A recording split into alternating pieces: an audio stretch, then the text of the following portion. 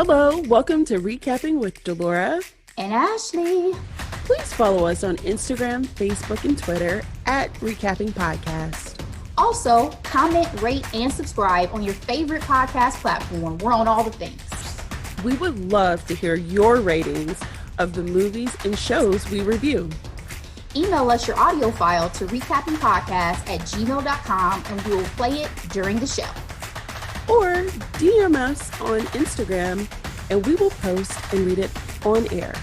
Thank you guys so much for listening. Thank you. Ashley, how Hello, you doing, sis? darling. I'm good. How about you? How's your week? It's been good. Can't complain. Everyone's healthy and happy. How about you? Amen. Hallelujah. Same. I'm getting excited because I will be seeing you soon in person. Oh my gosh. First time in a First time in a very long time. I think it had to be early 2020 or late 2019. So we're way overdue. Yeah, it was late 2019, I think. Yeah, we're way overdue. Wow. Yeah. I'm so happy. Yay! Yes, girl. I get to see Miss Amara. I get to see the new house. There's so much. I'm so excited. I'm so excited too. I can see these braids that's been oh my goodness. messing with your neck. Guys, update. I am feeling much better. You know what I realized? The key is, Black women everywhere, to not wear my scarf, because I was wearing a scarf and I think because of the weight of my braids, it was just constricting my neck at night. So now, ladies, silk pillowcase all day, and we let these braids be free and live their life at night. Okay. I love it. I love it. Yes, hair hacks. Ashley, we have 2 reviews on Yes. Apple Podcast. Super excited. Okay, so the first one, we get a 5-star review from Atlas06. It says, "Keep it 100. I love the honesty and humor behind podcasts. So much insightful information and background on actors and characters. So good." Yay! Thank you, Atlas. Thank you so much. I'm feeling this person's an alpha, but that's just me. Oh, see, I thought maybe he graduated. I heard 06, graduated same year as me, but okay. Oh, and I say he as if I know. I don't. So our next comment comes from, I don't even know how to pronounce this, Ashley, but we're going to try. Okay. Nina San, 586. This comment says, "Woman in the window." So last recap. Specifically our last recap. Delora and Ashley's take on this movie was spot on. Yes. More than once, I said, yes, out loud while they were talking. Great episode, ladies. You rock. Yes. Thank you so much. And I have to say that I've heard from one person at least that we got Netflix some views because they watched the movie after they listened to our show. Really? So Netflix, you welcome. Okay? You're welcome. Oh, I'm so excited. Okay, so thank you again and again. Absolutely. Appreciate all of y'all. Us, please leave comments, tell your friends, tell your family, about this podcast. We would greatly appreciate it. Tell the corner store clerk. I don't care who you tell. Let's do this. All right, Ashley, are you ready for some hot topics? Always. Let's do it. All right. Wakanda forever, Ashley. Howard University is renaming its College of Fine Arts after the acclaimed alumnus, Chadwick Boseman. On Wednesday, Howard renamed its Performing and Visual Arts School after the Black Panther star, who earned an Academy Award nomination for his role in last year's Ma Rainey's Black Bottom, which is a recap. We did. Yes, ma'am. Go check it out. Still annoys me that it's Academy Award nomination versus Academy Award winner, but I'm gonna let it go today. Ugh. Boseman, who graduated from Howard in 2000 with a bachelor's of arts science, a bachelor's of art degree in directing, died August at the age of 43 from colon cancer. I'm getting all this information from the Washington Post. More insight here.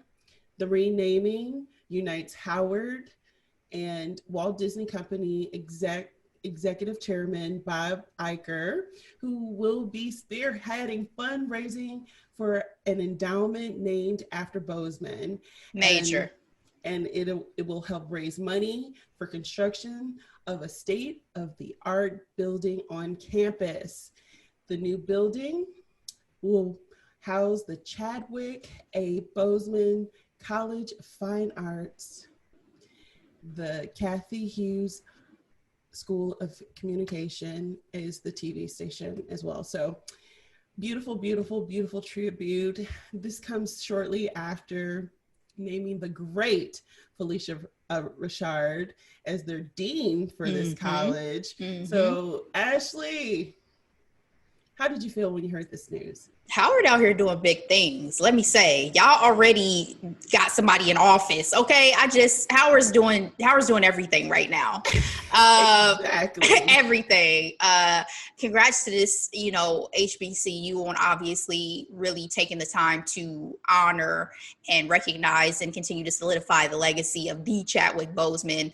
The Felicia Rashad connection is beautiful because she served as his mentor while he was a student there. And I mean, Bob Iger stepping up is huge. He did not have to do this, obviously, just because, Chadwick was a star of a Disney Marvel film. And I heard he made, in the article, they say he made his own personal financial contribution. I mean, I just think overall it's wonderful because I guess this was something Chadwick fought for in terms of having the College of Fine Arts be separate from arts and sciences. So he protested as a student. Yeah, for all those reasons, I think it's huge. I think that he would be so happy and so proud to see this done because he was working on some things before he passed away. So again, shout out to Howard. My one sad note is that I did not go to a HBCU. So maybe if I decide to get another degree, guess what? I'm gonna be looking into Howard University. Yeah, you and I are both in that same boat, but so proud. I'm not gonna lie, the Walt Disney effort, the first thing that came to mind is, after a year of racial reckoning, it's like, let's get behind.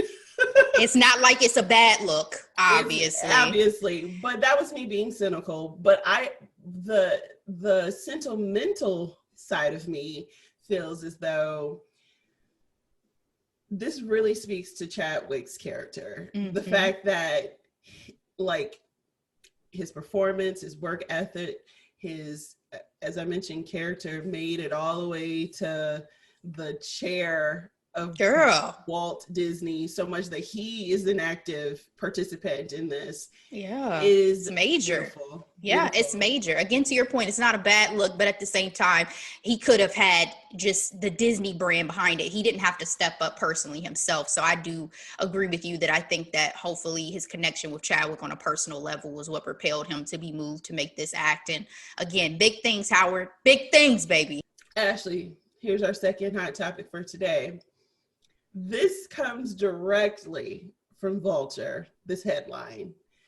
Kelly Clarkson is taking over that mean lady's daytime spot. Wow, Vulture.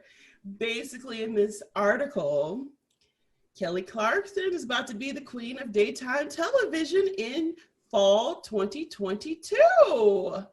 This really isn't much of a surprise considering she has awesome ratings, and she is definitely becoming a mainstay for the NBC network because she's also a judge on The Voice. Do you think this is a good fit, Ashley?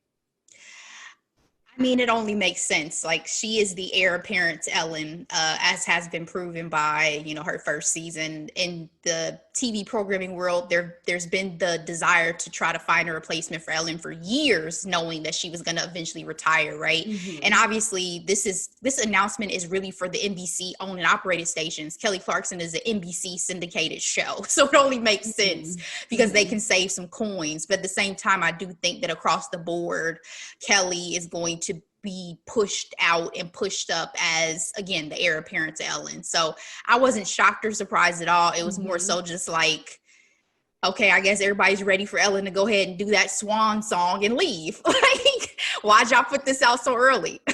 So 2 things to that. The first, I was rooting for Tamara Hall. Yeah, that's it. Unfortunately, Tamara's ratings have, because let me say this on a personal level. I had the opportunity to see both pilots for Kelly Clarkson and for Tamara before they premiered. I personally thought Tamara was the way to go. I thought her show was going to do better, but Kelly has proved me wrong. So I don't want to take anything away from the success of Kelly, but again, I do enjoy Kelly. She comes off actually genuine. I mean, she does. She has such a great rapport with her guests and stuff too that I guess the celebrity thing helps, right? For a celebrity to talk to another celebrity, you always have a different connection. But Tamara, being the journalist that she is, I just thought that she had a stronger, at least initial pilot, but it just goes to show you can't go based off of a pilot because again, it's kind of like, so back to the Tamara point for me, it's kind of like journalists upset when bloggers get a lot of shine, right? It's like they went to school for this stuff. Yeah. And this person is a personality and they're getting all this traction. So it kind of, I'm kind of feeling for her just a little bit. There's so much that goes on too that, it's not just the host control. It's about how the show is produced. It's about so much. And I want people who are listening, hopefully, to be clear about that too, that it's not like it's just Tamara versus Kelly. It's about everything going on around it. You know what I mean? The marketing, everything surrounding it makes a difference, guys. I have everything. To say, I've noticed for Tamara, her shows, the subjects have gotten much lighter because she has been head to head with Kelly since the beginning, frankly. Yeah. So the other piece I was going to speak to, you mentioned how they were trying to find Ellen's replacement for many years. I remember when Kelly used to guest host the Ellen show. You know what I mean? So that they kind of made it obvious after she was guest hosting like several times, and then she made the big announcement like, hey, I'm going to have my own show. So yeah, it should be interesting. Oh, did you see Yvonne? I was just about to say Yvonne Orji when she came on this week and talked about possibly wanting to host, and Ellen was like, well, you can guest host next season. I think she would be great. I mean, I love comedians in those types of platforms because I do think it adds so much fun. But Tiffany Haddish, has been a mainstay as one of her guest hosts too. So my only thing with Tiffany is like, Tiffany, you're busy, baby. You're still in the prime of your career. I don't think you want to slow down. Yeah, I don't think you want to slow down and do a daytime talk show. That takes a lot of time and it will take away her ability to do film and everything else. Exactly. She got too much to do right now, I think, to do a talk show. But Yvonne, I don't know. Insecure is coming to an end. Yvonne, like, okay. It'd be perfect. Or her new book too, Bamboozled by God. Love that. I actually am not a fan of that title, but that's just me. Aww. I loved it. When she explained it, I loved it because she's been doing all the daytime talk show circuits. Yeah. I know what it means. Bamboozled by Jesus. All right, Ashley, we're going to do a few quick updates. Bennifer apparently is going strong. There's paparazzi pictures of them going to the gym. There's a picture of Ben on the balcony smoking a cigarette and she's creeping out in the back. She was cheesing in that one picture too. I'm like, hair a little frazzled. Like, okay, J-Lo. Exactly. Wait, did you see Diddy Throwback Thursday? You sent it to me and I said, oh, all the oldies are shooting their shots. Like, clearly. He is so messy. So messy. And he just changed his middle name to Love, right? And you up here. Yes. Like, well, I guess that means I'm trying to go for all the love. Okay, J-Lo, call me, girl. Girl, Nick Cannon has a new baby mama. I can't. we're just gonna go ahead and move forward with this. Malik Beasley apologized to his estranged wife for his affair with Larsa Pippen. Messy. And then Matt and racist Rachel are going strong. I have not even clicked on a single article about them anymore. Same. I honestly got that news because of the shows I watch. Yeah, I think it was on E! Or I've seen all the headlines. Yeah. I refuse to click on an article. I don't blame you, Ashley. I do not blame If you. y'all have listened to any of our multiple episodes we did talking about them, that's why I'm no longer talking about them. I'm over it. I will say this. I feel like because there's so much pressure on that relationship, I think out of stubbornness or whatever, they're trying to make it work. Do you, boo-boo? Just know, Matt, if I see you on these streets, I'm probably not going to speak. On sight. You know, I'm just going to keep it moving. I'm just going to keep it moving, baby. All right, Ashley. If there's nothing else, it's time for the recap. Oh, wow, Delora. This is going to be a major one, guys. So please stick with us through this. We are entering a whole new world. Girl, literally. I was literally about to sing a whole new world. Yes. Because we are doing Shadow and Bone, guys. Season 1. This is an 8-episode, hour-long 8-episode season that dropped on Netflix back April 23rd. It has been in Netflix's top 10 for US TV shows since its debut, currently at number 9. Let me give you a quick summary of the show for those who are not aware. Dark forces conspire against orphan mapmaker Alina Starkov when she unleashes an extraordinary power that could change the fate of her war-torn world. This is adapted from Delora 2 books, Shadow and Bone, the first one, and that is actually a trilogy series, and then 6 of Crows, which is, I learned a new word, duology series, which is a 2-book series, and takes place actually years post the Shadow and Bone series. All these novels rather are by Leah Bardugo, who is a part of the show, and there are 7 total, they call them Grishaverse books. So let's get into this cast. We have Jessie Nee Lee as Alina Starkov, our protagonist. We have Archie Renew as my boo, Mal. We have Ben Barnes as General Alexander Kerrigan. We have Bae. Oh, you talking about Ben Barnes is Bae or Mal is Bae? Ben Barnes. Ben Barnes is Bae. I cannot wait till we get into this. Bae. I cannot wait. Because usually we're on the same page when it comes to like love. So this will be fun. Okay. Yes. Freddie Carter as Kaz, Amita Suman as Anaj. Let me say, I say all these names with confidence. I apologize if I'm saying any of them incorrectly. I'm glad you're doing it this week, because there is no way on this green earth. Some of them are challenging, but I'm here for it. Kit Young as Jesper, another one of my favorites. Sajuya Dasgupta as Zoya, Danielle Galligan as Nina, Callahan Skogman as Mateus, Daisy Head as Genya, Howard Charles as Arkin, aka the conductor, Zoe Wanamaker as Bagra, Julian Kostkov as Fedor, Simon Sears as Ivan, and Tony Masik as Alexi. All right, let's get into these reviews, Delora. Way better reviews than Woman in the Window this week. Rotten Tomatoes, 87% critic score, 90% audience score, and Google users are back with 86% likes. So we've given all the info, we've talked cast, we've talked reviews. Delora, give me your grade and initial thoughts on Shadow and Bone Season 1.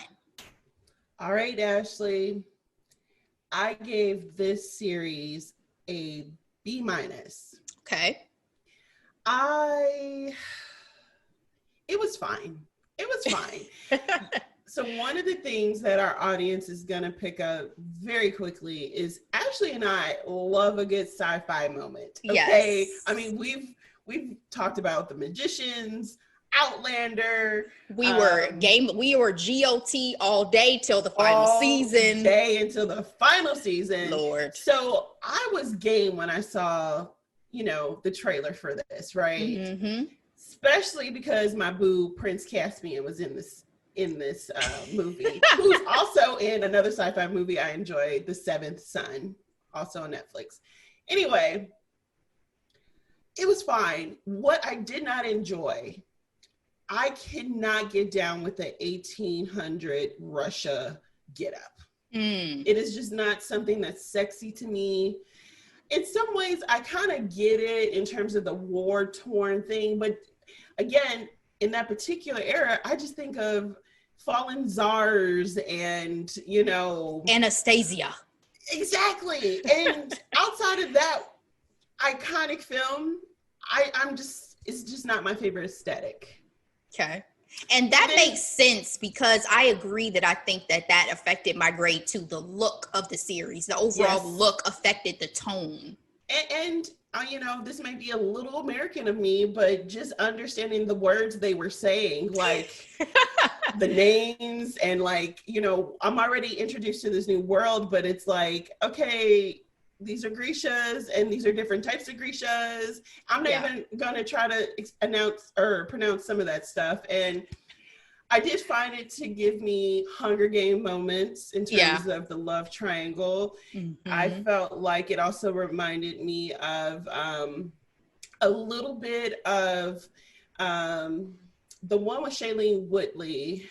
The Divergent series. Divergent. And a little bit of Shadowhunters too. So I was reminded of all those things all wrapped up in one, just in the ugly 1800 Russian get up.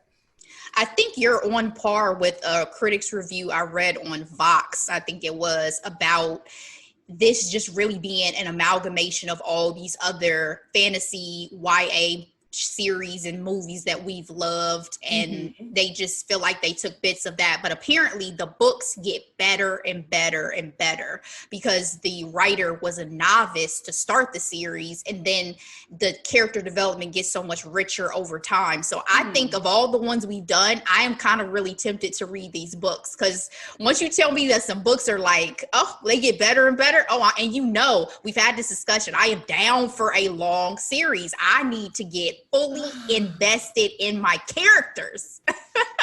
And then one last thing to that point. I saw the series the first time. The second time when I was watching it, I, did my YouTube video, looked into the lore of this world that I was going into. And to find there was a lot of things that were in the books that did not manifest itself in the show. So I'm really curious on people who enjoy the books, what their thoughts were, because I've never seen a show put two books together, especially when the timelines aren't aligned. That's surprising. And that was another part of that review. One of the reviewers had read the books, the other hadn't. So again, the criticism, and we talk about this with just general book adaptations. It's very hard to include everything, but in this case, yes, again, apparently Six of Crows, that group of people are so much more developed and their stories are so much richer because it's later in the writer's timeline. That's definitely a criticism. But let me get to my grade real quick before I go too far down this rabbit hole of talking about reviews. My grade, Delora, almost matches yours. I gave it a B+, okay? And for me, you had me at fantasy series, right? Just like you. Fantasy series, my ears perk up. But I have to say, besides the Alina Mal dynamic, which I really got into early on, I can't say that I was super invested in the overall show. And it was clever enough to just really hold my interest throughout, but it was also super confusing the first time I watched it. Like my second watch is when I caught all of the different nuances, all of these, different cities were being moved into, and all of, to your point, the language and understanding what a Grisha is and what the Sun Summoner's purpose was supposed to be versus the Darkling.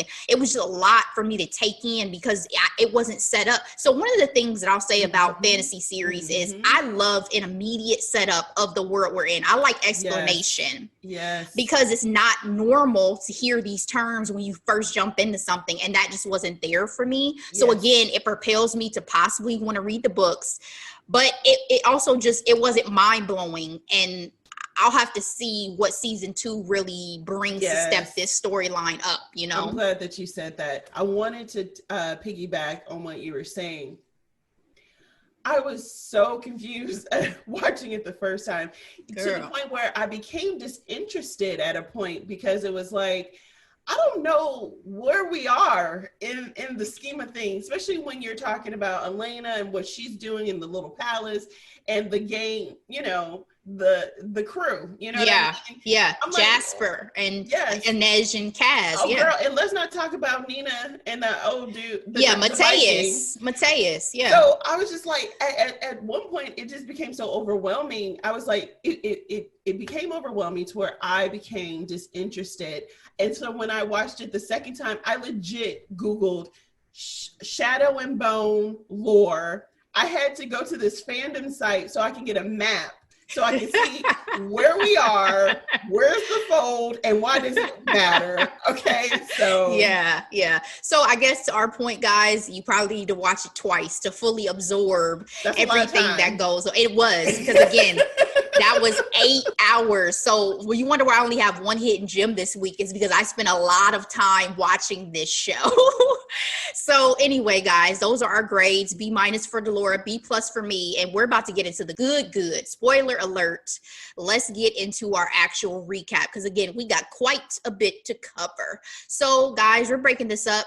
Episode 1, let's talk about first. So we meet and have narration by our protagonist, Alina, who feels like an outsider because of her ethnicity, right? She's half Shu, and the Shu are at war with the country she's from and born in, which is called Ravka, and they hate people that are called Grisha, which I'll get back to in just a second. Mm-hmm. She was orphaned as a child due to the Fold, which is a huge, dark, and dangerous place that splits the country essentially right down the middle. Alina's bestie is a fellow orphan named Mal, who she grew up with. Alina, as we meet her, is a map maker in the army, and Mal is a soldier who works as a tracker for the army. The first army. So there's magic, or small science, as they say, in this series, courtesy of the Grisha, who I mentioned just a minute ago. These are people who possess special abilities to manipulate essentially elements around them using their hands, such as you'll hear about fabricators who make things literally. And they actually, fabricators are possibly one of the most dangerous because they're so rare, and also they have a lot of abilities that we see throughout this series. You also have heart renders, and then the fabled sun summoner. So the Grisha are also a part of this army, but they're considered second army. To Laura's point about first army, there's also a second army. So humans on the first, Grisha's on the second. Exactly. In this first episode, they do not waste time building up to danger, which I text you, Delora. I said, we jumping right into it. Okay. So due to a food and supply shortage, some soldiers are selected to escort the Grisha for a trip across the Fold to a city called Ketterdam. So the Grisha and the army are on the east side, and Ketterdam is on the west side. The only way to get over there is through, because this country is at war with both the north and the south, so that's why they can go around. But Ashley, I didn't even gather that it was a food shortage. I had to rewatch the scene 3 times to understand. It was not clear. I almost put on my subtitles. I made it through. I had my subtitles and I didn't catch. I'm just like, they got to go over. Okay. Yeah, it's so that's one of the elements in this too that kind of makes it like Hunger Games, is the fact that the people in East Ravka, they're starving. Like when the Fold got split, West Ravka is thriving because they have all the resources. East Ravka is suffering. So Mal is one of the soldiers chosen to be an escort on this ship. The way they get through the Fold, guys, they have Grisha who create a ship, and then Grisha, have to be the ones to steer it to get through. They have to use their small science. They call it the unsea because they're on boats, but the Grisha have especially the wind vendors. Yes, they're the ones who push it because it's not water, it's sand, but it's just the safest way to get across. And we'll get to why in just a second. In Ketterdam, though, we meet Kaz, Inej, and Jesper, all hustlers in their own right, as I have in my notes. Kaz is the boss / ringleader who runs a casino of sorts. Jesper is an expert marksman with guns, and Inej specializes in knives and stealth, I guess we can say. We learn my favorite character. We learn Inej was purchased and saved really by Kaz from a brothel that she got sold into as a child. They get a lead, or at least Inej does, on a mysterious job that will pay 1 million Kruger, which is their money, but they also have to find a way across the fold because they have to get over to the east. They are on the west. Side note, Delora, was it just me, or was the actor who played Kaz a mix between Draco Malfoy and the Joker? Girl, I don't know. He had an intense face, though. That's for sure. I mean, that is immediate. I said he is little baby Draco Malfoy and the Joker mixed together. My first mind was not Penny Dreadful. It's a Netflix show. He actually was the Scarecrow in the Batman series with Christian Bale. But anyway, oh, I know exactly who you're talking about. Yeah, he is always very scary looking presence to me too in films. He also was in that one Rachel McAdams film where he had her like on a plane and was trying to do her harm. I can't think of the name. I can't think of his name either, but I know exactly what you're talking about. The Red Eye, I thought. Yes, that was the movie. Yep, Red Eye. But anyway, in a combo between Kaz and Co., as I'm going to start referring to Jesper, Inej, and Kaz just to shorten it up. We learned the fold was created hundreds of years prior by a Grisha known as the Black Heretic. They need the fabled Sun Summoner to destroy it, basically. The biggest danger in crossing the fold are something that are referred to as the Volcra. Again, guys, this is why this was challenging. So many new terms, okay? Yes. So back in East Ravka, not wanting Mal to cross the fold alone, Alina destroys some maps to ensure she also goes along because, again, she's a map maker. But unfortunately, so must her entire unit. Delora, was this selfish of Alina? Thoughts on this? So I also want to let our audience know, especially if you haven't watched the show, it is essentially a death sentence when you're chosen to go on this ship to cross the fold. Because you never know if you're coming back. There have been many that have gone and died. Yes, many do cross successfully, but it's also like flipping a freaking coin. And Elena and Mel both are orphaned because their parents entered the fold and did not return. I didn't think it was selfish because she really thought it was just going to be her. She didn't know her, person in command was going to volunteer her entire group. So you can tell right away her relationship with Mel is important, and they have this level of connection that is like, you're not going to go and risk your life over there by yourself. I'm going to be by your side because we've been ride or die since day one. And you can tell, at least on her side, there's some glances. There's some, I think you want more than just friendship, Alina. So this is like major on her side for sure. But I did think it was selfish. I understand the desire, but at the same time, to not think through the consequences, especially when the option is potential death, I did think was selfish of her character. But can I blame her at the same time? I don't blame her, but in the moment I was like, that's fucked up, just to be completely honest. But during the crossing, they were instructed to keep it dark because, again, Mal's on there, Alina and her crew on there, some other folks are on there, and then the Grisha who kind of protect the boat, steer the boat, all of that. They're instructed to keep it dark because that is the only way basically to not be attacked. There's one blue light, that's it. Yet a crew member, when that blue light goes out, lights a damn lantern and all hell breaks loose. Ashley, go ahead.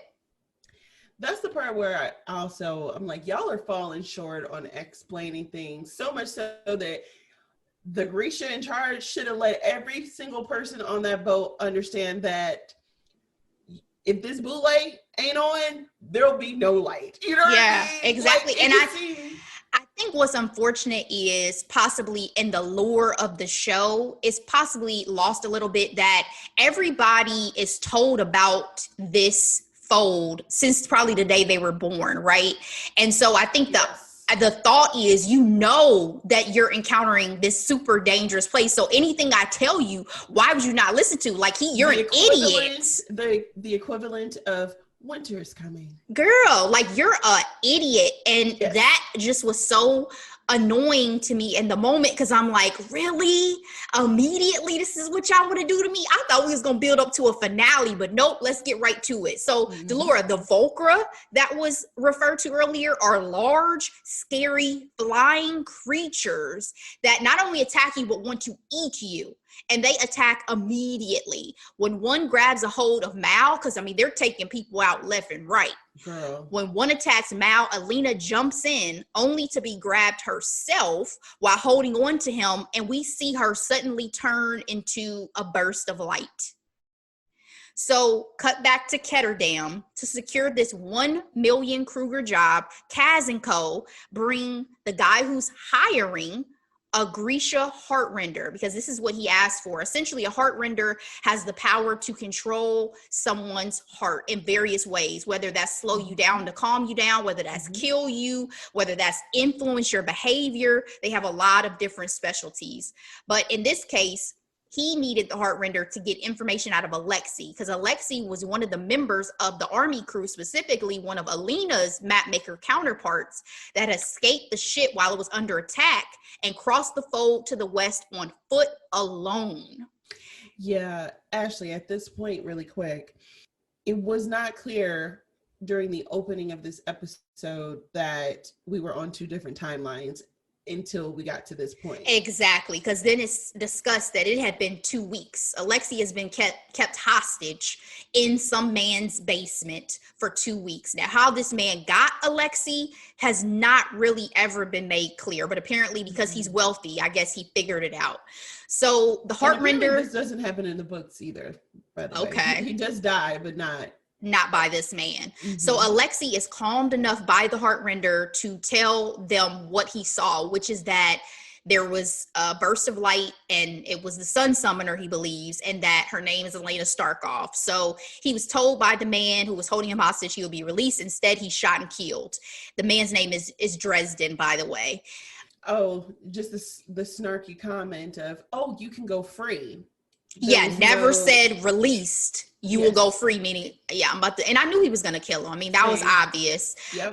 Dresden gives Kaz and Co. until sunrise to find a way to cross the fold and kidnap Alina, because she is the 1 million Kruger job. So as a part of this first episode, we see that the ship itself that Alina and Mal and all of them were on returns as well, but it returns to East Ravka, and that Mal and Alina are still aboard. And then a guy named Pecker Rollins is the direct competition for Kaz and Co. for this job. And he's another kind of bad boss of Ketterdam, who is kind of if Kaz is baby Joker, he's full grown Joker, right? Like he's no novice in this game. Yeah. Oh, fun part in the lore I Googled to prepare for this podcast. Apparently Ketterdam is a place where it's just a city full of ruthless people. So it's a lot of gambling, a lot of backstabbing. It looked like old Vegas to me. That's immediately what I thought, especially because you set it up with like a casino type of vibe. Yes, I'm like, this is like a city of sin. You know what I mean? Yep. Basically. And so, guys, we're going to move on to episodes 2 through 4. Now, again, for the sake of time, I'm brushing over some of the smaller details so we can get you guys kind of the basics. But feel free, again, to check this out as we move along in case you want to cut it off and come back. So episodes 2 through 4, Delora, in a flashback, children are tested to determine if they are Grisha by pricking them. Mal and Alina appear to have dodged it back at the orphanage so they could stay together, because if you're determined to be Grisha, you're whisked away to a palace to live. You don't get a chance to stay with your friends, family, whomever. So Alina is taken to see General Kerrigan. back in the present that we're in after the ship comes in East Ravka and they're aboard. She's taken to see General Kerrigan, a powerful Grisha in the army. A couple of witnesses from the ship, such as Zoya, say that she destroyed the Volcra, attacking them with a searing light. So everybody thinks now that she's the sun summoner, this fabled magical person. Kerrigan proves this correct when he scratches Alina's arm and light shoots out of it. Alina is just as shocked as everybody else. She had no idea. And Mal is shocked too, because we see him trying to run and save her because he thinks that they're going to test her and she's not going to be who they think she is. Mal, you're mistaken, baby. So she is sent off, Delora, to the little palace against her will. The Grisha who escort her are attacked on their journey, many of them killed. Alina had to be saved by your boo, General Kerrigan, who literally cut a man in half with his power. Now, it's important to say at this point, this is the first show of real power that we've seen from General Kerrigan. We have not seen any of the other Grisha do such a thing with their powers. Well, the thing about the general, he oozes darkness. And sex appeal, because he's a bad boy.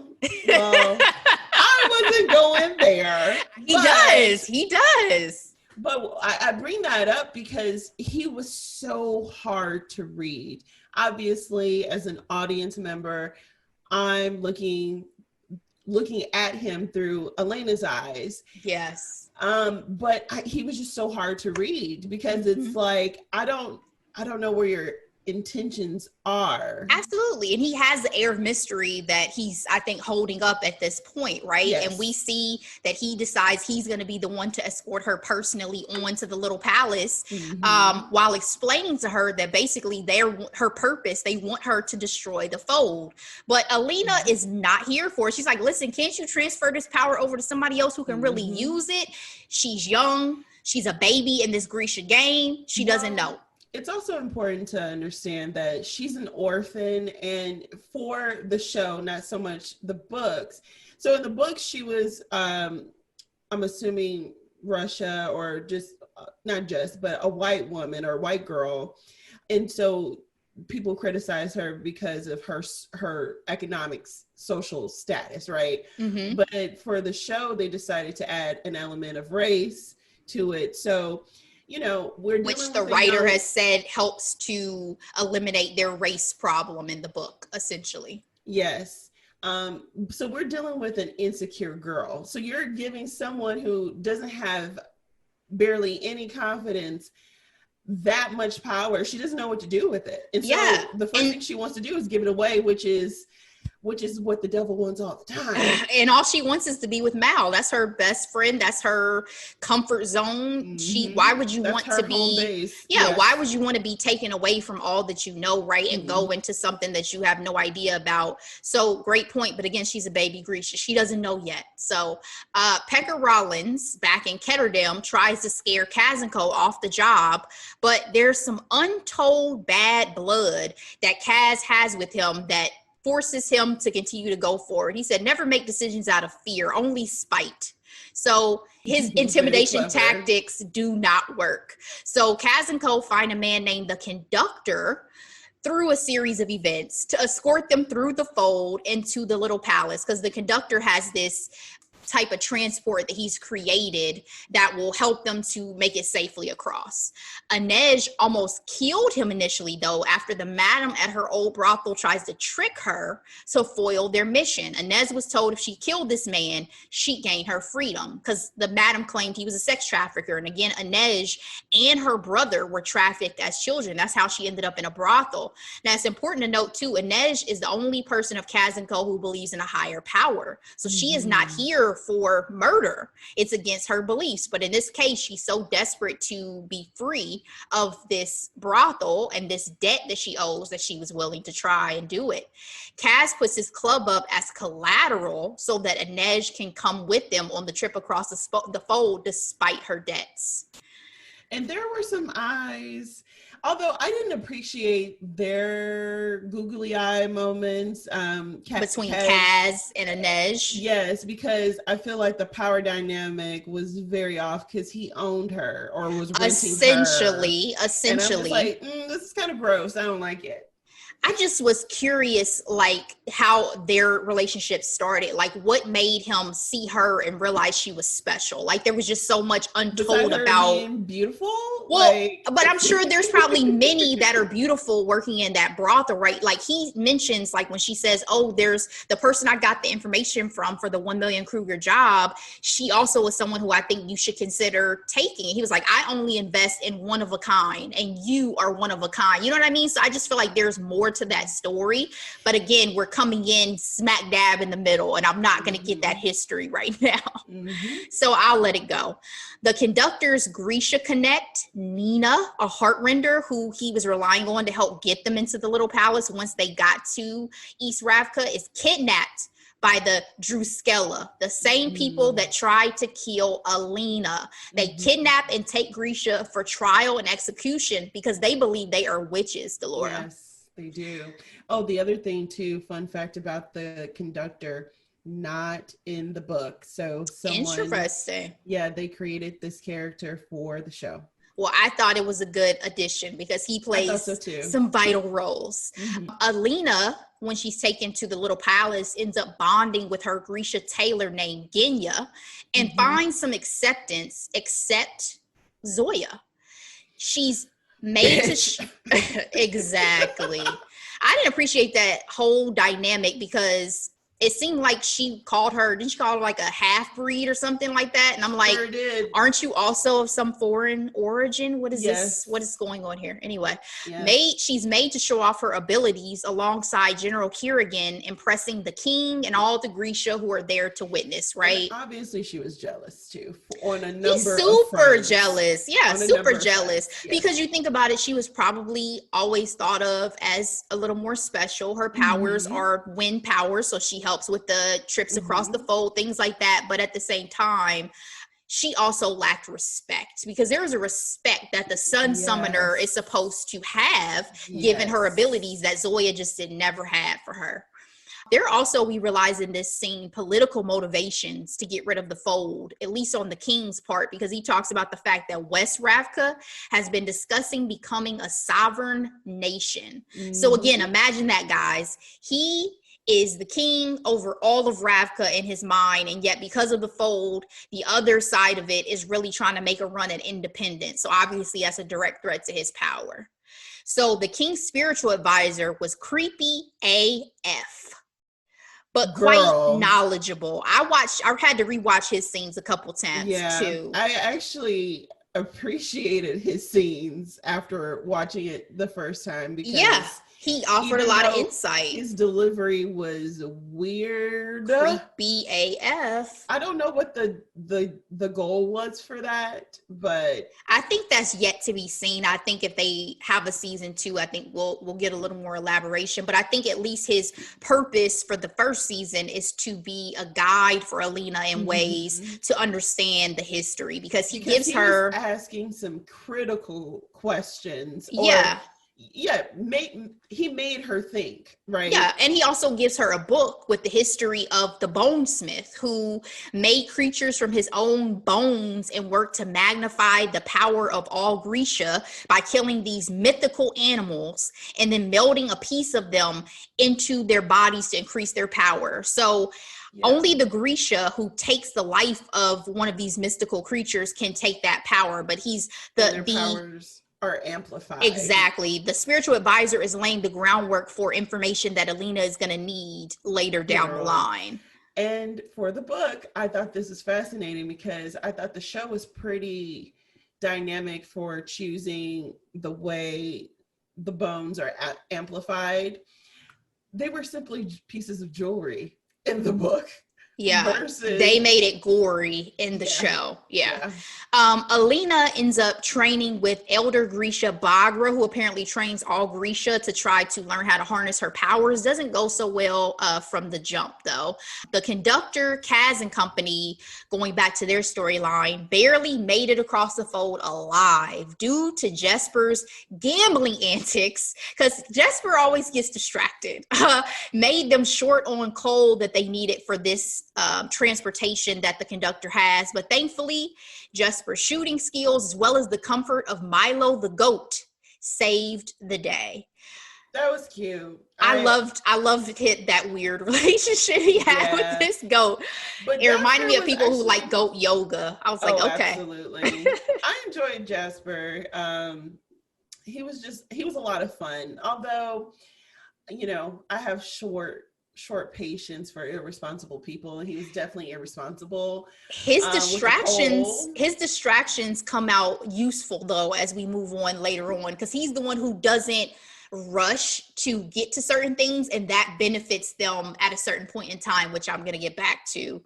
Still on their mission though to kidnap Alina, they steal the blueprints to the little palace, but that doesn't work out, and they have to find another way, and they do that with an opportunity to be performers thanks to antics by the conductor. So it's basically Inej who's able to do these acrobatic performances that they need, and then Jesper, who, because of his crack shooting, joins her. So Mal and Alina, meanwhile, have been writing letters to one another, but neither receives them. I put in my notes, how notebook of them. Like, all the forces conspiring to keep these two apart. Which was not surprising for me at all. I was like, they out here writing these heartfelt letters, and the first time she asked if anyone heard from Mel, I was like, sis, your letters ain't going nowhere. I figure so too, but at first I was like, how do you guys deliver letters in this time period? Especially for him, who,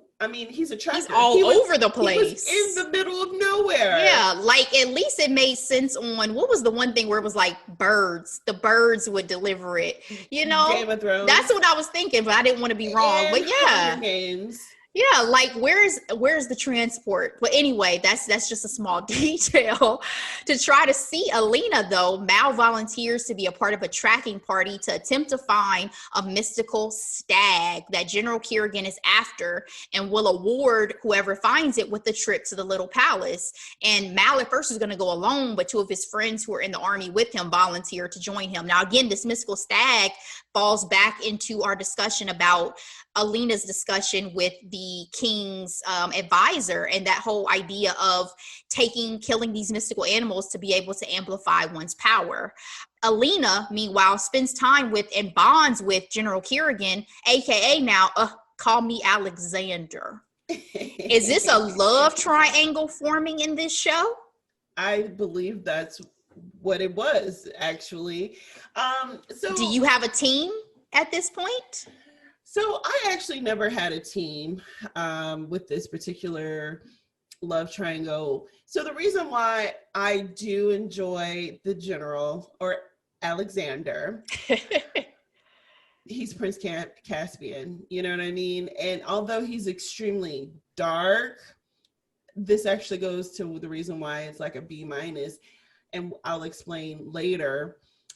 I don't think they did the best job for me to dislike him.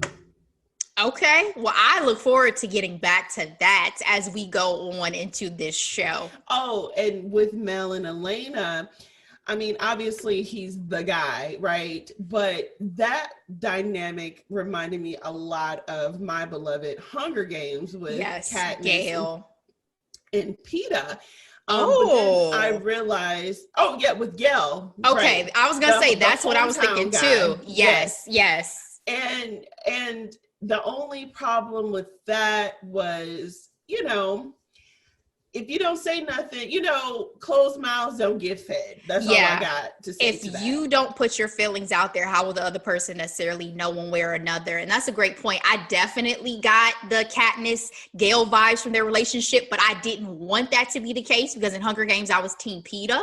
I was always Team Peta, absolutely. And I always feel like one thing that stories, especially with female protagonists, are good at these days, at least in this genre, is showing that women are able to focus on whatever their mission is, and that love is not their central conflict exactly. But at the same time, to get chosen. Exactly. But at the same time, they do inevitably choose or find the one who helps to balance them or, teach them things in different ways. And I was just worried at first that, like, is it the bond of just growing up together? Is this really the man for you?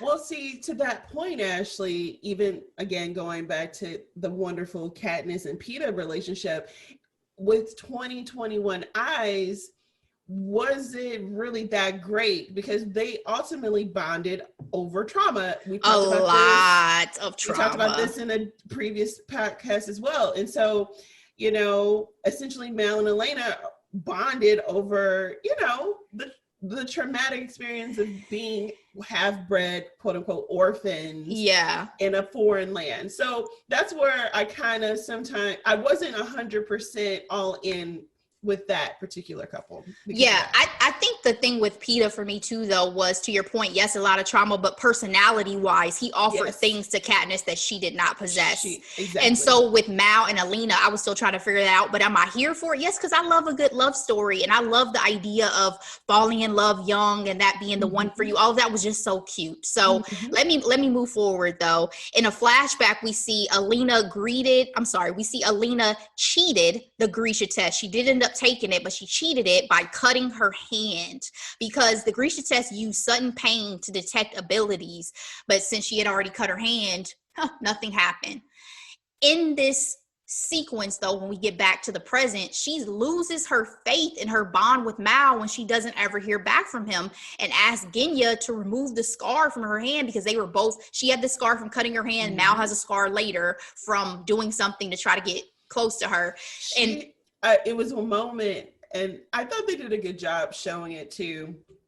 It was that moment, and he's just not that into you, you worry. She looks back at all the moments in time and thinks, special. I just imagined it all. But it also helps her to let loose in her abilities, right? Because after she lets Mal go in this way, you see her kind of let loose in her training. Her trainer said vulnerability, depending on another person, is weak. Yes. And this again is Bagra. But thank you. Just as Mal finds that mystical stag that he's looking for, he and his friends are attacked. Only Mal ends up surviving. That scene broke my heart. We see flashbacks of just how much he had always had Alina's back and was there for her. Like, again, to the point of him also having a scar, he got in a fight because she got into a fight when they first kind of joined the army. And so he hits that same guy over the head so that he can join her and lock up. And my last note for episodes 2 through 4 is, what does this say about their bond, Delora, that she appears to lose faith when she doesn't hear back from him while he is fighting for his life to reunite with her? Well, that's a lot deeper than I anticipated. I feel like she would have given her life for him too, though, frankly. But I think with her in particular, she had another option right in front of her face. Oh, you got a good looking man in power. Oh man, right in front of you. When you got options, things are different. Ooh. The outlook is different. Ouch. I was devastated because I think it's the contrast, the way they set this up as, again, you're not hearing back from Mal. And so you decide to remove the scar from your hand and kind of like, oh, I guess he really wasn't that into me, to your point. And you got Mal out here putting everything on the line, including the lives of his friends, everything. How is Mel alive? Because he should have been dead 3 times at this point. Girl, and that's the thing too. They put my man's life in danger damn near every episode. It was too much for me. And I'm like, they still look so young. I'm like, how old are they? Like, can we stop this? So they are supposed to be teens. Yeah. Courtesy of the lore that I looked up. I figured they were teenagers. 17, 18 years old. Yes. And obviously the actors are older, but it's just that whole idea of, loyalty for me, I guess, bothered me, because for me in this scene, again, the way they set it up is like, oh, ye of little faith, Alina, that you didn't think that y'all connection was that strong. I think you're hard on her. I think she is thrust into this new world. Her whole heart is Mel, right? The whole reason why she knows she has this power is because of him. She's pouring her heart out in these letters, and she's getting absolutely nothing in return. She now has more options, i.e. the general or Alexander, and she's trying to fit in, and she's somewhat doing that. So I feel like it's more so looking forward than constantly looking back, because she wasn't progressing in her training. Yeah, and I get you. I don't feel like I'm being hard on her. I think I'm assessing her in the moment that we're in, which is, again, you're showing me that one part of this love dynamic is doing the most, and the other one at this point in time feels like their connection is broken. So I'm not saying that she stopped loving Mal. I'm not saying that at all. It's just, for me, again, it's like, oh, ye of little faith, I wish you had a little more faith in your connection than you did at this moment. Yes, she's going through a lot of challenges, absolutely. We're on a time crunch, Ashley. We are on the time crunch, and she was not progressing at all until she had to say, okay, let's get rid of the scar. Look at my power now. Clearly, it helped with her training. Absolutely. So let's move on to episodes 5 through 7, guys. So Kaz and company made it into the Little Palace to plot their abduction of Alina. With Kaz, he was the only one who wasn't coming in as a performer. He somehow pretends to be one of the palace guards. Still don't know how he got that off. Meanwhile, Alina starts kissing on General Kerrigan. She put on another display of her powers with a much larger crowd at the palace this time, winning over the people who now think she's a saint, okay? Even Inej, who witnesses this, and again is one who believes in a higher power of Kaz and co, really absorbs it and takes it in, is like, oh wow, okay, here's where we are. Yes, she's a sun summoner, let's keep it moving. So even though he was injured going back to Mal, he insists on still going to the Little Palace because he makes it back to Army base, all of that. And again, Little Palace is the goal so that he can reunite with Alina, because now he's found the stag. He asks to see Alina before he gives General Kerrigan the precise location of the stag. But girl, my man again is nearly killed by a palace guard thanks to orders by Bagra, who doesn't want General Kerrigan to get the stag because of the power it would provide. So you know what it's reminding me of? It's reminding me a lot of Jamie and Claire's dynamic. Jamie's body has always been between Claire and danger. You're talking about Highlander. Outlander. Yes. What is Is that a show too? Highlander? It is. Okay. Outlander. Thank you. Highlander, Outlander. Thank you. But that was another show where I'm just like, can this man can he get some peace? I told you, Outlander got to be too much for me. Every episode, Claire was about to get raped. He was about to die. I was very frazzled. I had to put the show down in 2020. I had to put the show down. Very frazzled. But that's a good point. Yes, Mal's body is literally always on the line for the sake of trying to get back to this woman. So instead of trying to kidnap Alina, though, the conductor attempts to kill her, Delora, and is captured. Girl. Thankfully, it was a double, poor Marie. But he made a side deal with the head general from West Ravka that is seeking independence, as I talked about earlier. And the West Ravkan general wants her dead because he does not want the foe destroyed. Because again, that threatens them wanting their independence. His power. Absolutely. So, I will say I did enjoy that twist because I did not see that coming, because I was rooting for the conductor. Especially when, Inej had the knife to his neck. I was like, we didn't want him to die for sure. Yeah. But then you see his true colors come out, obviously, in this scenario, and that he's ready to do whatever for the highest bidder. Yep. Bagra tells Alina the truth about Kerrigan, because Alina's off in a little room to the side, kissing all up on Kerrigan, getting booed up, and he has to step away. Girl, he has to step away because he's told, obviously, that there was an attempt on Alina's life. And so Bagra comes in a little special door, snatches her up, says, girl, I gotta get you out of here. We gotta hide find you because otherwise you're going to become a prisoner. She instead decides to flee the palace, but thankfully in my notes I say it was before her goofy ass did something she really regret, because Delora Kerrigan is actually the black heretic that created the fold, and Bagra is his mother. They are immortals, literally. She tells Alina that Kerrigan intends to expand the fold and use it as a weapon, and also leverage. Tragically, the Volcra were actually people once. They were men, women, and children, Bagra tells her. Devastating. Yes. So Ashley, this is what I did enjoy about this series, right? I enjoyed the shock of the conductor, and I loved just being like,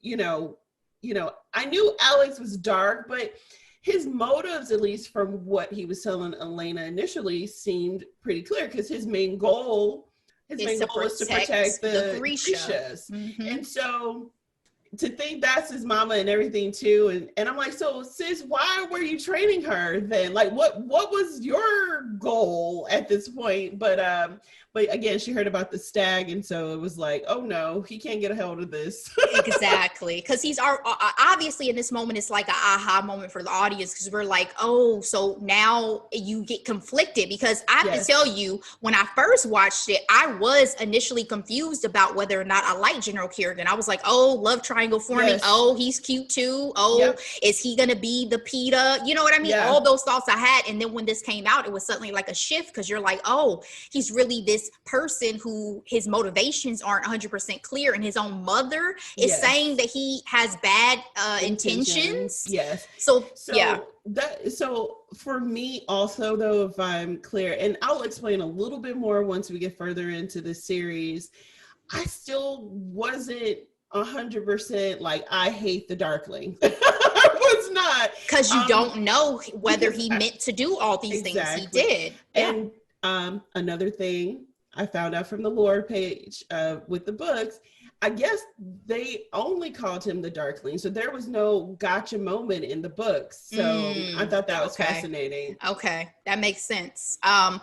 Alina, as she escapes, unknowingly ends up as a stowaway in Kaz and Cole's stolen carriage. Again, this goes back to Jesper and his antics and distractions. He had been off with a little stable boy, getting his groove on, girl, and somehow is the one who's just standing around and notices that Alina hops in the carriage. Because at this point, Kaz and Cole had given up. The conductor got taken. They realized there was no other way to get her. They at first were going to try to escort her to dinner and get her then. That didn't work out because, Kerrigan intercepted, so it just had not worked out. So basically somehow she just fell into their lap, literally.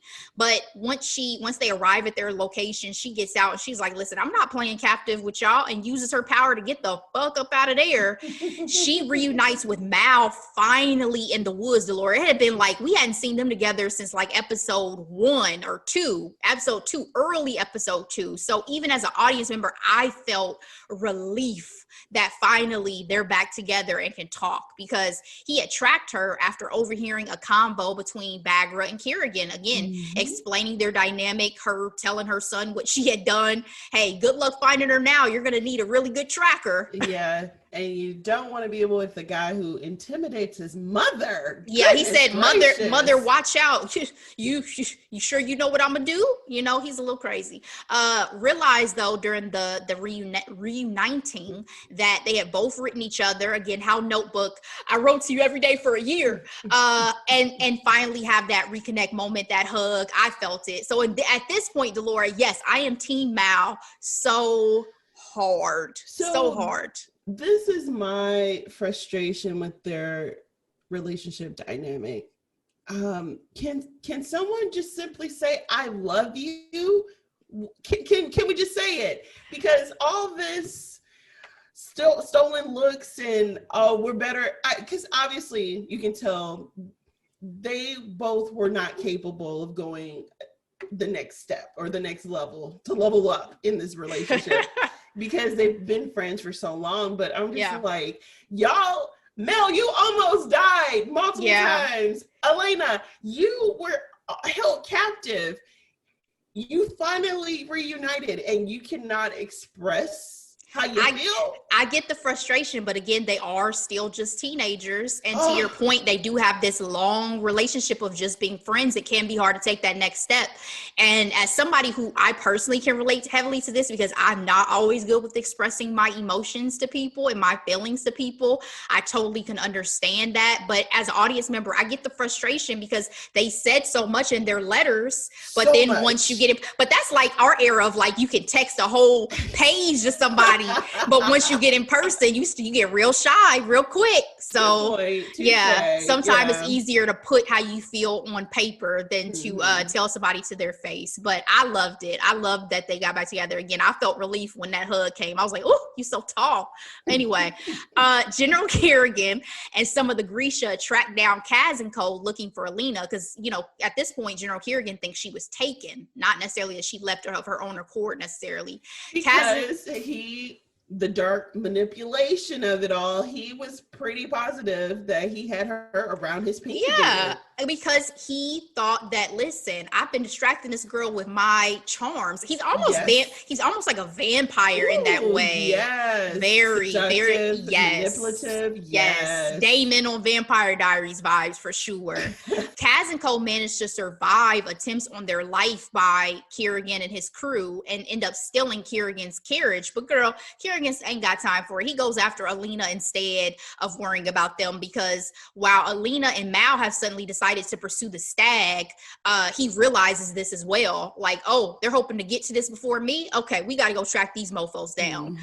Nina, meanwhile, because I've only mentioned Nina once before, again, she got kidnapped by the Drew Skelly. This storyline was annoying for me. So again, this is in Six of Crows. This was not in Shadow and Bone. So again, this is why some of these storylines got so confusing because they're trying to meld all of these. Disjointed. Yeah, trying to meld all of this together. But Nina ends up bonding with one of the Drew Skelly men who kidnapped her, Mateus, because their ship ends up wrecking. They're stranded together. They really had to save each other's lives. Her first in what I consider to be the act of, we're going to show you Titanic, that both of them could have fit on that piece of wood. I felt that. Hello. She saved his life by keeping him warm. He has to save her when she's about to fall down this massive hole that opens up. So, you know, you can see the bond form because, again, a lot happens when your lives are in danger together. I will say they had the most sexual tension out of the whole show. I could fully imagine that they date in real life. Absolutely. But I will say, to the point of the storylines feeling disjointed, I felt that I was like, is this some Game of Thrones type of situation? Because for the longest time, because I joined in, you know, much later, I was not a first watcher of GOT. So for me, I'm like, why am I following this blonde girl in the desert for like 3 seasons? You did not necessarily understand how it all comes together. And then yes. So it happens like, is this with what this we're doing too. This? Yes, for sure. At the very, very end, we finally understand the full connections. And again, Nina had the connection with the conductor and Kaz and company, but not necessarily Alina and Mal's storyline. Exactly. So let's get to this great flashback. We see the realities of the time surrounding Kerrigan's creation of the Fold. The king's army were hunting Grisha due to the king's fear of the Darkling's power. And we get a little bit of this in an interaction between Alina and Kerrigan in terms of the lore, but this solidifies everything. So Kerrigan had a girlfriend, a healer, another Grisha. The king's men come. They are against the king's orders, really, because they're ordered to take him alive. They try to kill him. And the healer's helping him, saving him. She gets taken out. They kill her. And so, you know, it seemed like Kerrigan was not trying to hurt them, but because they killed his girl, he decapitated all of them, Delora, and decided, you know what, I'm going to need an army to protect my people because the Grisha are now being hunted down. Despite his mother's objections, he's going to use dark magic that goes horribly wrong against the king's army because he gets cornered. Again, they're trying to come and get all the Grisha round him up. You see him use this dark magic to try to use the king's army as his own army, and instead you start seeing them turn into what looks like creatures, and they do become ultimately the Volcra. You see all the darkness spew out of Kerrigan's back, and the Fold is created. only him and his mother appear to survive after the creation of the fold. I did not see any other of the Grisha. I don't know what happened to any of them. But his initial intentions, Delora, seemed actually pure to me initially, right? He wanted to protect the Grisha. He thought he had to do what he had to do. It didn't seem like he was trying to be harmful. But then a flip switches at the very end of that scene, because he doesn't seem too bothered after he creates the fold. He tells his mother, I made something. So what were your thoughts after this flashback scene? Did you think that Kerrigan had originally intended to do what he did, or that he kind of turned afterwards? So this was my favorite part of the series, because I absolutely love a backstory. Give me a flashback. I want context, okay? So honestly, after watching this the first time, getting this backstory, knowing, first of all, I'm upset he got the equivalent of a Post-it note of a spell and decided to run with it. I mean, I do know they're at war. Yeah. And there's desperate times calls for desperate measures. But sir, really? You just gonna be like, let me read this real quick.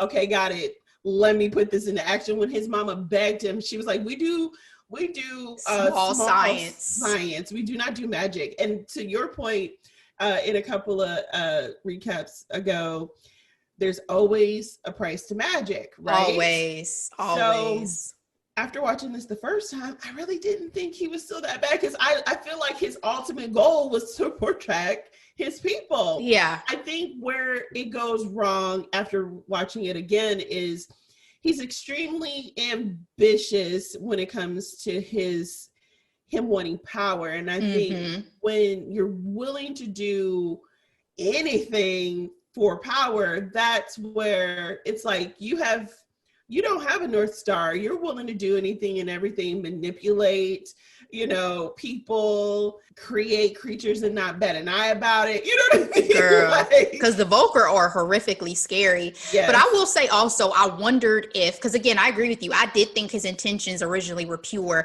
but I also wondered if the magic itself is a corruptive force, because we've seen that in a lot of other series, that once you dabble especially in dark magic, it changes you fundamentally. So I also wondered if, because he decided to go that route, whatever he would have been is changed. And there's really nothing you could do about that, I guess, unless there's something that would either take that power away or somehow lift him back into another mindset. But I think at this point, because he's centuries old in the present that we're encountering him, I don't know if there's a turnaround for that, as an audience member. No. I feel like at this point, the one thing that this show does touch upon, the political aspect of it all, what I mean? Understanding your power, understanding where you are within that power. Yeah. And there's war. I mean, there's war. They are at war. Present. And so for him, after the fold was made, I feel like he has always obviously used it for leverage. You know what I mean? So he showed that, the Grisha people are important and they need to be a part of this army. And this is the only way you can cross, through the fold and all that type of stuff. You know what I mean? So I feel like he definitely he exploited it and he created it. And honestly, coming back as different people acting brand new every so many years, that's just, Again, he's a vampire in that way. That is so vampire storyline. Let's move forward to Kerrigan and his Grisha end up catching up with Mal and Alina just as they found that stag. And Kerrigan used Mal's life once again as a pawn so he could kill it first to get his power, because Mal gets shot with an arrow. His heart render starts trying to kill my boy again. Poor child was about killed every episode. I was over it. But Alina has proven herself that she's going to choose Mal over anything else. So she chose him. Kerrigan gets the stag and disgustingly, grotesquely forces the stag's antlers as a collar on Alina, along with a piece of the stag in his hand, which I really found quite disturbing. To your point that you mentioned that in the books, it was just jewelry. Obviously, they were going for more shock and awe in the series that they did it in this way, because that antler that was sticking out of Alina's shoulders and it was just really gross. But the point is to use it to harness and control Alina's power for himself.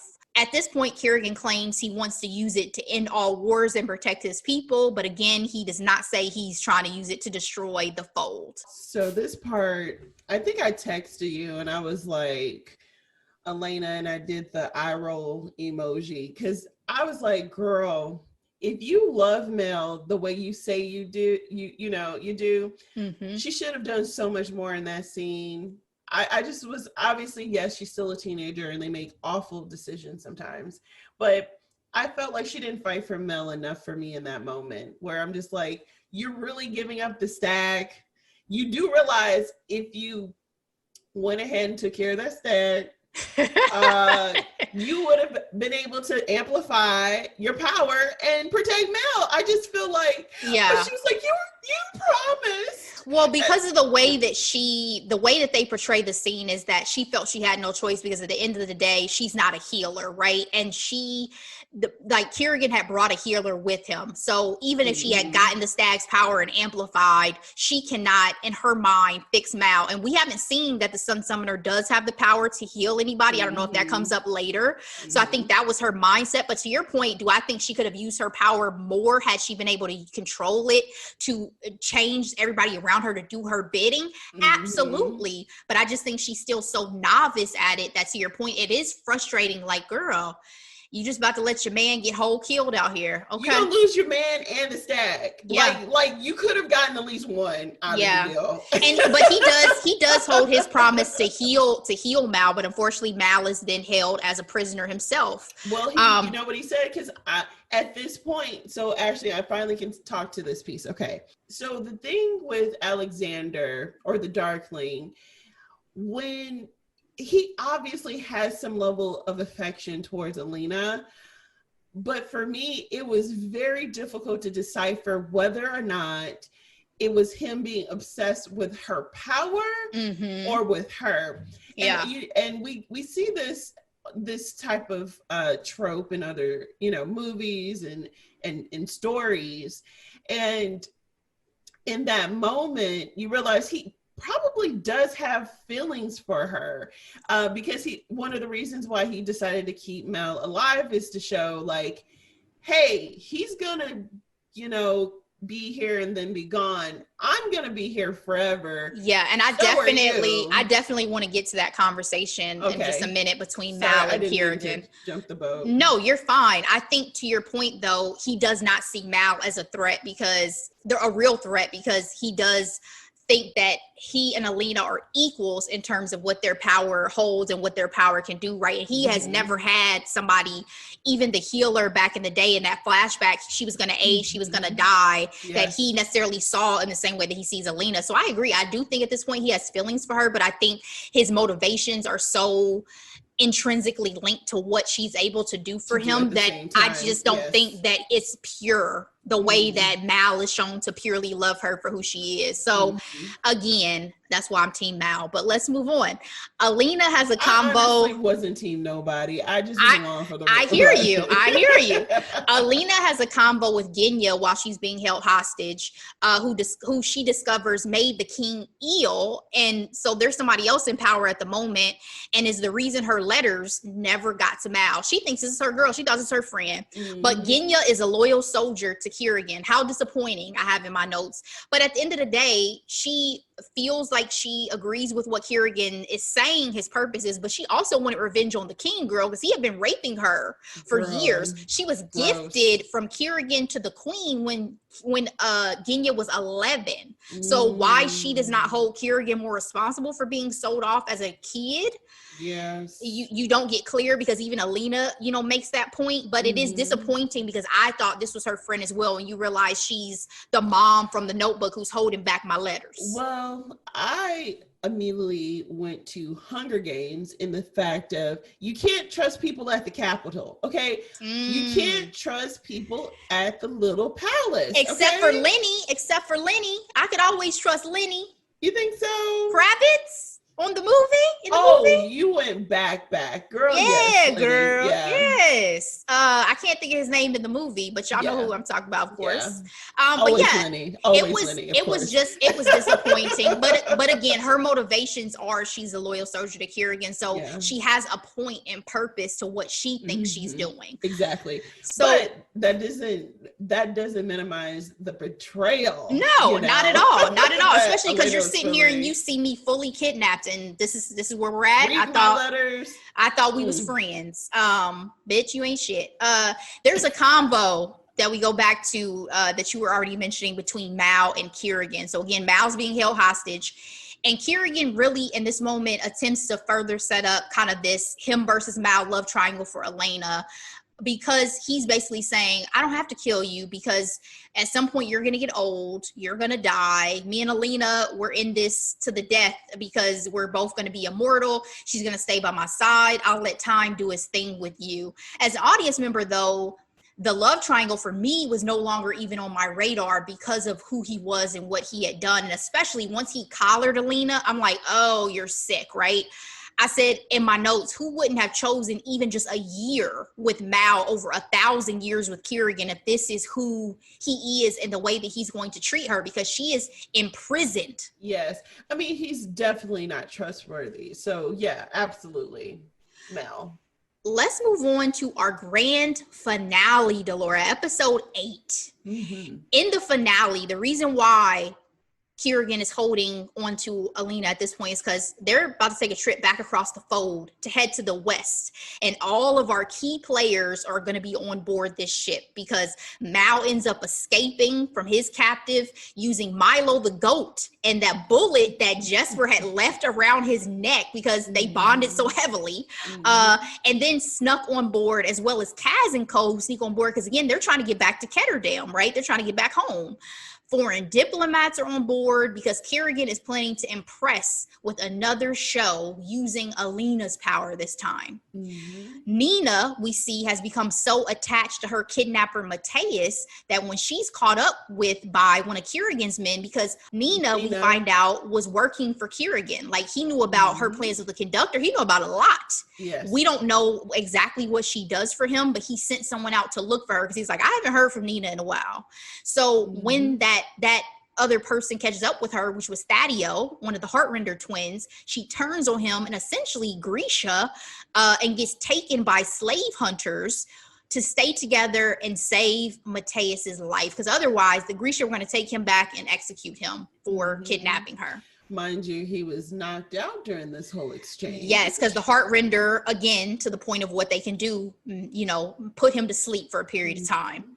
So the West Ravkin general, we see plans to kill Alina and all on board once they arrive out of the fold on the west side, but they're not even given the opportunity because as soon as they approach to get out, Kerrigan expands the fold to engulf all of those people, Delora. He considered it retribution and called them traitors. Because again, guys, to our point, multiple times we've said the West Ravkin general wanted to keep the fold in place, kill Alina so that they could have their independence.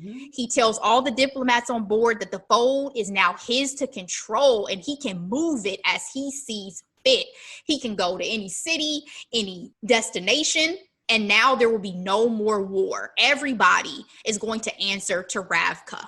Mal, yet again, almost gets himself killed because he decides to come up out the woodwork and try to rescue Alina without any plan or purpose.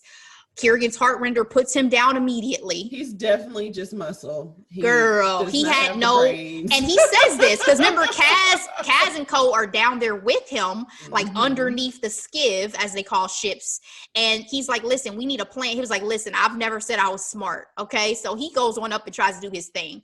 The Heartrender kills all the diplomats on board after one states that Kerrigan will not be seen as a savior for this stuff, but as a heretic for his actions. I'm sure that was was a trigger. Heretic. Yeah. Kaz and Cole end up coming up fighting alongside Zoya, who again we don't like, but she comes in handy in this moment because we find out Zoya has been the one leading a lot of the excavations back and forth through the fold because she has family she's been trying to visit. So she lost her family when he expands the fold. Mal and Alina end up fighting against Kerrigan and his crew. Inej tries to kill Kerrigan with a knife to the chest, but that didn't kill that man. It takes a lot more to kill him now. He expands the fold over everybody on the ship, and the Volcra begin attacking. Alina sees a vision of the stag again and realizes it bestowed its powers upon her alone. She uses that knife that Inej threw to cut the piece of the stag out of Kerrigan's hand that he was using to harness her power, and she's able to fully control her powers once again.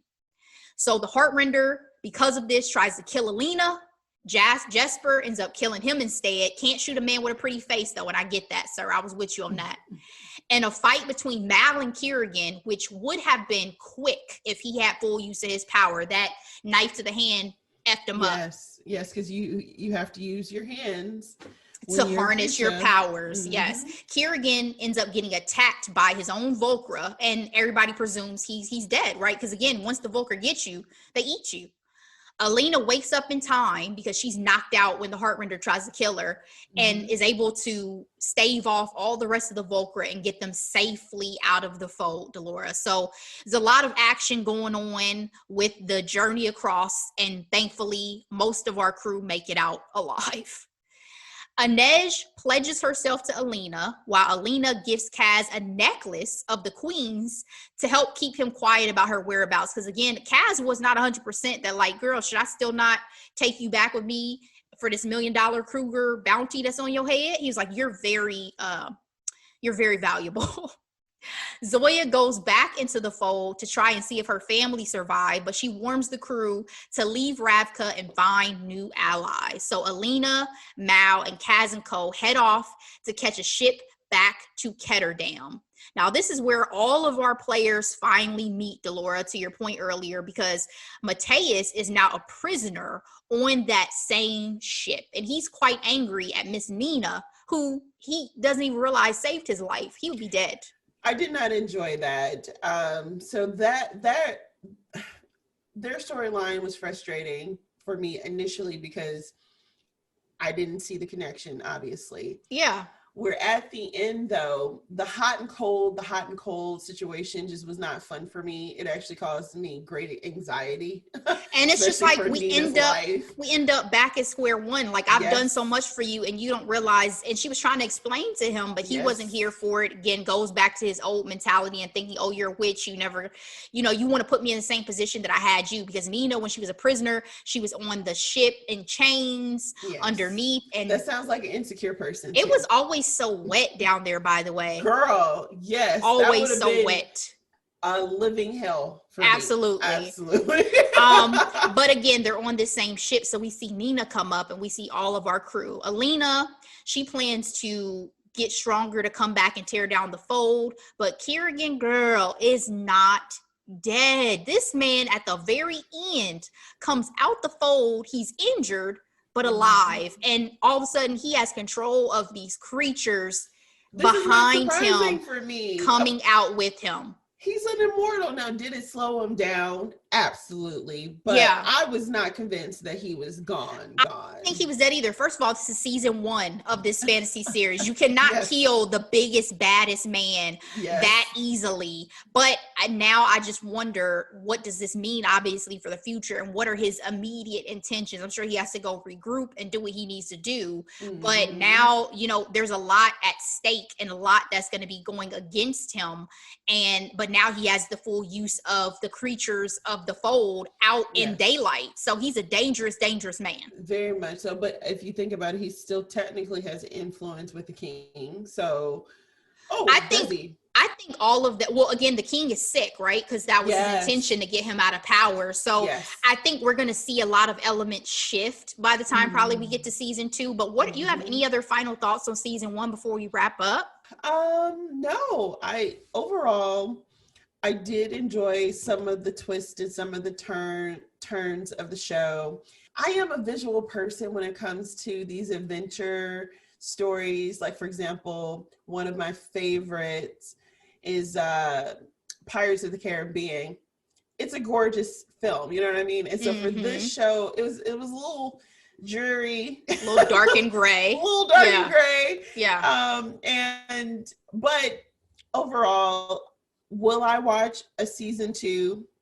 I'll watch it.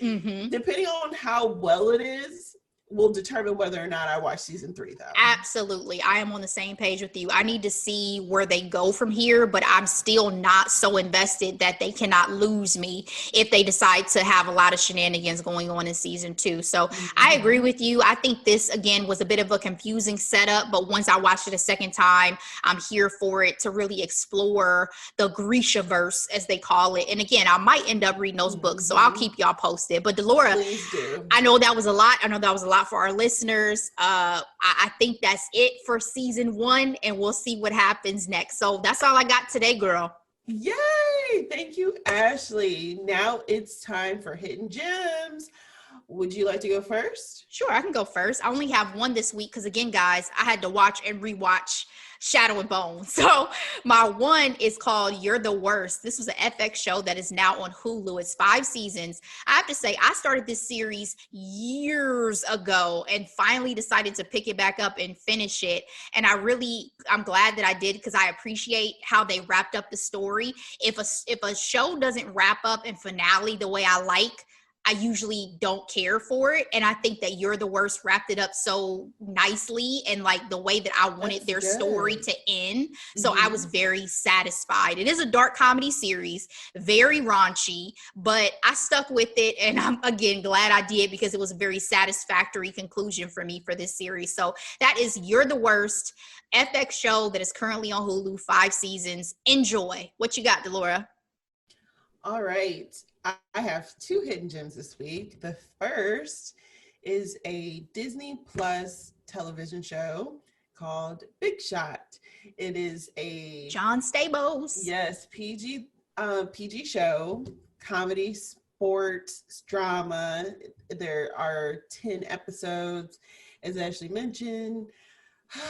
John Stamos is the lead, and my girl Yvette Nicole Brown is in there too. It's about a former NCAA coach who is expelled because he has an awful temper tantrum on the court and threw a chair at a ref, which is a huge no-no. So he's, out of college basketball, and the only job he can get is at this all-girls private high school. But it is elite girls, private high school, but it's a lot of fun. It is rich kids. Well, they're not all rich kids, but with it being a private school in California, as you can imagine, one of the stars on the team, dad, is the sponsor of the gym, like, to put things in perspective. So, right. Good fun, a lot of heart. John Stamos does an amazing job. The girls are so darling. I can't wait to see them in other projects. Highly recommend. Safe for the family to watch. For sure. You do say hell every once in a while. That's important because we have a toddler, It's very Disney. That's the one thing I will say. It's very Disney. I felt like if it had been on possibly another platform, there would be a little more craziness to it, but it's very family friendly for sure. Yes. And my second hidden gem this week is a song that I found on my Apple Pop playlist. It is called Build a Bitch by Bella Poarch. I'm saying her name wrong. She's a Filipino-American young lady, absolutely beautiful. She's actually a social media star and turned singer, apparently. But the song is so witty, so snarky. Love the video. It really brightened my day because it made me laugh out loud. So thank you for sharing that. That was super cute. TikTok stars got talent out here. I know. And, she's a very pretty girl, but she got tats and, she's kind of edgy. It's cute. It's a vibe. And those are my hidden gems this week, Ashley. Okay, very nice, guys. Well, that's all we got. We'll get out of here. We know we ran a little bit long, but love you guys. Appreciate you guys as always for listening. Thank you. We will be back next week. Girl, Delora, see ya. See you, girl. Bye.